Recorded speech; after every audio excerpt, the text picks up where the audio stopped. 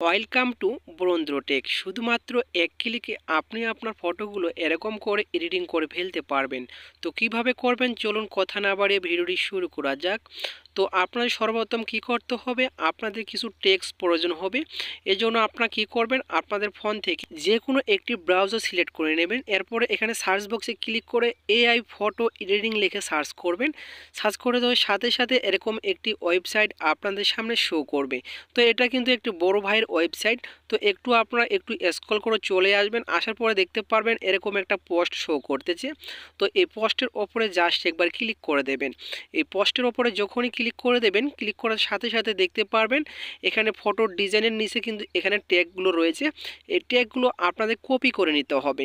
তো এখান থেকে আপনারা ফটাফট কপি করে নেবেন। ফটাফট কপি করে নেওয়া হয়ে গেলে এখান থেকে আপনারা বেগে চলে আসবেন। বেগে আসার পর এখান থেকে কি করবেন, আপনি আপনার ফোন থেকে হাইপিক অ্যাপ্লিকেশনটি ওপেন করে নেবেন। ওপেন করার পর যে ফটোটি এডিটিং করতে যাচ্ছেন সেই ফটোটি আপনি এখান থেকে সিলেক্ট করে দেবেন। তো এখান থেকে আমি একটি নর্মাল ফটো সিলেক্ট করে দিচ্ছি। ফটোটি সিলেক্ট করে দেওয়া হয়ে গেলে এখানে নিচে দেখতে পারবেন অ্যাডজাস্ট অপশন, এখানে ক্লিক করবেন। অ্যাডজাস্ট অপশনে ক্লিক করে এটা আপনি করপ অপশনে ক্লিক করে ফটোটি একটু করপ করে নেবেন। ঠিক আছে, ফটোটি সামান্য একটু করপ করে নেবেন। নেওয়া হয়ে গেলে এখানে নিচে দেখতে পারবেন এআই অপশন রয়েছে, এআই অপশনে ক্লিক করবেন। তারপরে এখান থেকে আপনারা এই অপশনটাতে ক্লিক করবেন। ক্লিক করার পর এখান থেকে সাইজটি সিলেক্ট করবেন 2.5। তারপরে উপরে দেখতে পারবেন চেঞ্জ সিলেক্ট, এখানে ক্লিক করবেন।